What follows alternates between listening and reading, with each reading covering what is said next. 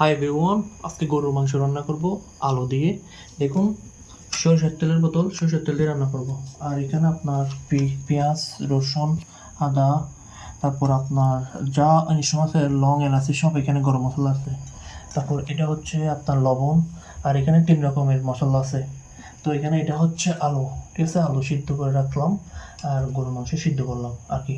তারপর এখানে আপনার কাঁচামরিচ দিয়ে রান্না করব, কাঁচামরিচের সাথে ধনিয়া পাতা আছে। So let's do it. চলো, এবার রান্নার পালা। এখন তেল তেল দিচ্ছি, এই যে পরিমাণ মতো তেল। গরুর মাংস একটু তেল দেওয়া যায়, বেশি করে সমস্যা নেই।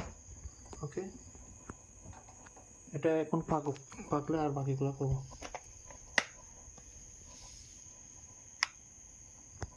এখানে পেঁয়াজ, রসুন, আদা সব, গরম মশলা এখানে কাঁচামরিচের সহ দিয়ে দিচ্ছি।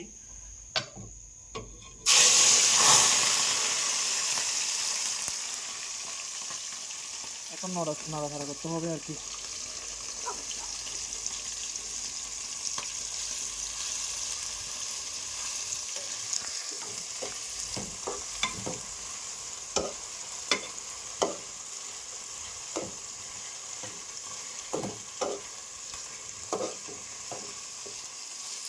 ওকে, একটু কষাইতে হবে। ওকে, এবার গরম মশলা দেবার পালা। দেখুন,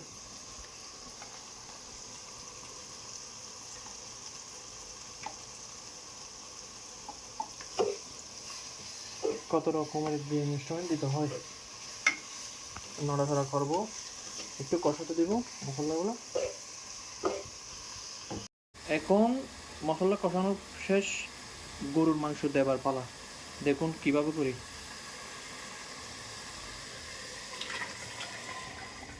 দিয়ে দিলাম গরুর মাংস, একটু নাড়াচাড়া করতে হবে। দেখুন,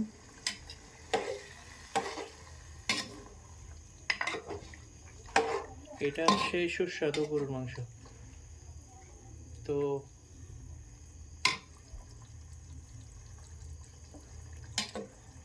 একটু কষাইতে হবে, নড়াচড়া করতে হবে আর কি। সেই গ্রান আসতেছে, সেই সুগন্ধি আসতেছে। ওকে, একটু কষাক, পরে আপনাদের দেখতে পাচ্ছেন মাংস কষা শেষ। তারপর একটু লবণ হয়েছে কিনা এটা একটু টেস্ট করতেছি আর কি।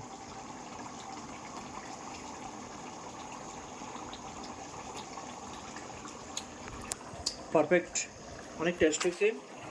এখন রান্না শেষ, এখন বন্ধ করার পালা। ওকে, দেখুন, রান্না শেষ, এখন খাবার পালা। চুলা বন্ধ করতে হবে।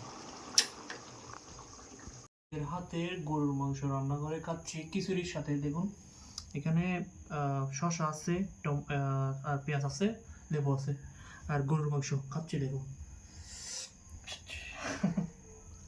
অনেক এক্সাইটেড, প্রথমবার রান্না করছি তো তাই।